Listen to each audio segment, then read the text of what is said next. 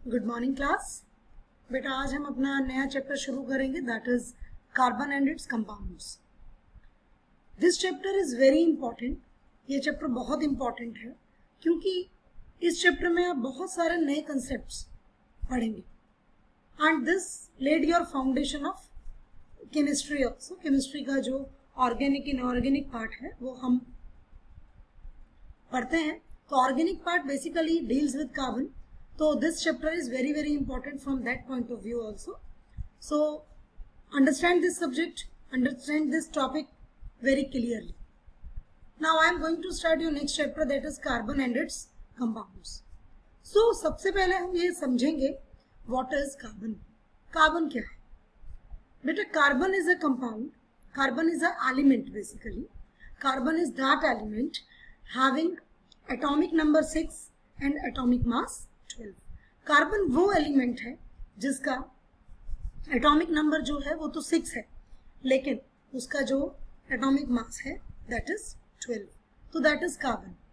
And carbon बहुत ही versatile element है which is present all things which you can C around your surroundings, in your surroundings, around your environment में आप जो भी चीजें देखते हैं दैट कंटेन्स कार्बन, वो सब कार्बन से में प्रेजेंट है। उसमें बुक्स हैं आपकी, क्लोथ्स हैं आपके, फर्नीचर है, कर्टेन्स हैं, इवन जो स्टील के अटेंसिल्स आप यूज कर रहे हैं वो, क्ले है, all these items contains carbon.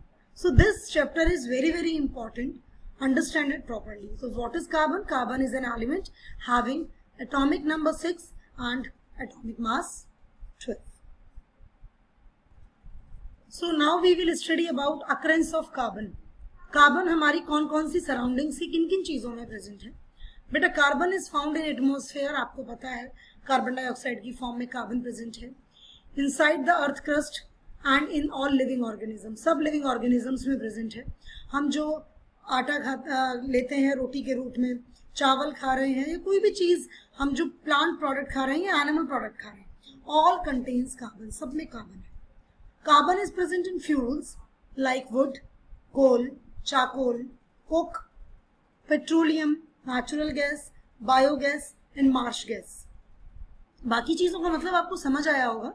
Marsh gas वो गैस जो मार्शी एरियाज में मिलती है बेसिकली, ठीक है? वहां पर मार्शी एरियाज मतलब जो दलदल वाले एरियाज होते हैं, like that. Now carbon is present in compounds like carbonates and hydrogen carbonates. Carbon इस तरीके से प्रेजेंट है, ऑक्साइड्स की फॉर्म में भी प्रेजेंट है carbon. Carbon is found in free state also as diamond, graphite, fullerenes. तो this is about the occurrence of the carbon, कि कार्बन किस तरीके से प्रेजेंट है। और कार्बन जो है हमारी लाइफ का एक ऐसा पार्ट है जिसको हम अपनी लाइफ से अलग नहीं कर सकते। तो carbon element is very important. Again you study about the carbon element. Carbon is that element having atomic number 6 and mass number 12.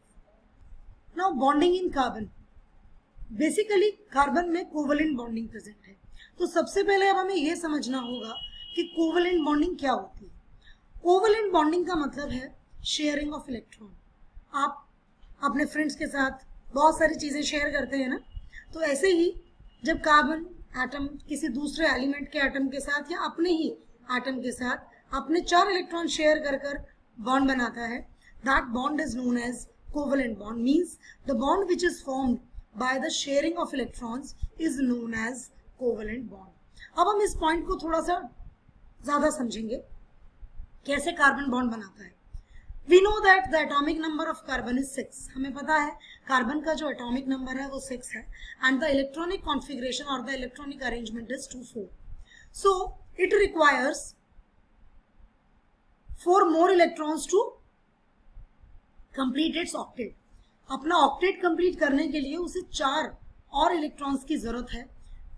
तो अब बेटा ये जो 4 इलेक्ट्रॉन्स हैं ये किसी और एलिमेंट को दे देना नॉट एन इजी जॉब, और किसी से 4 इलेक्ट्रॉन ले लेना भी आसान नहीं है। तो क्योंकि कार्बन का साइज बहुत बड़ा नहीं है, कार्बन को अगर हम 4 इलेक्ट्रॉन दे दें तो कार्बन जो है वो स्टेबल नहीं रह पाएगा, क्योंकि उसके अंदर 6 ही प्रोटॉन है, तो बैलेंस नहीं रह पाएगा charge to mass ratio, and that creates a problem. So that is why क्या होता है कि कार्बन जो है वो शेयरिंग कर लेता है। इलेक्ट्रॉन्स की और कोवेलेंट बॉन्डिंग बना लेता है। And that is why carbon के आउटर मोस्ट इलेक्ट्रॉन में शेल में 4 इलेक्ट्रॉन है, इसीलिए हम कार्बन को टेट्रावेलेंट भी कहते हैं।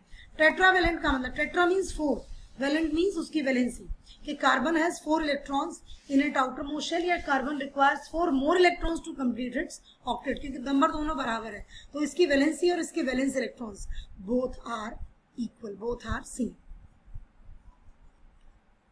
Now we will study how covalent bonds are formed. Covalent bonds किस तरीके से बनते हैं। हमने कहा शेयरिंग ऑफ इलेक्ट्रॉन्स है, तो किस तरह की शेयरिंग है हम देखते हैं। देखिए यहाँ स्क्रीन पर एक एग्जांपल आपको दिख रहा है, हाइड्रोजन का एक एटम लिया है। We know that the atomic number of hydrogen is 1, तो इट हैज ओनली 1 इलेक्ट्रॉन। दूसरा एक हाइड्रोजन एटम लिया है, that also has 1 electron.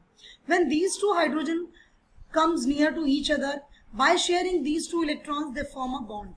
We require 2 electrons to form a bond. 2 electron चाहिए हमें एक बॉन्ड बनाने के लिए, तो यहाँ हाइड्रोजन के 2 एटम्स ने एक इलेक्ट्रॉन शेयर किया and a single bond is form and this is a molecule of hydrogen. Now it is stable in nature, क्योंकि इसका डुप्लेट कंप्लीट हो गया है। हर एक एलिमेंट, हर एक एटम जो है वो अपना आउटर मोस्ट कंप्लीट करना चाहता है टू अटेन स्टेबिलिटी। एंड यहाँ पर आपने देख लिया कि किस तरीके से हाइड्रोजन ने एक इलेक्ट्रॉन दोनों ने शेयर किया और बहुत आसानी के साथ हाइड्रोजन मॉलिक्यूल बन गया। Now it is stable in nature, अब ये स्टेबल हो जाए।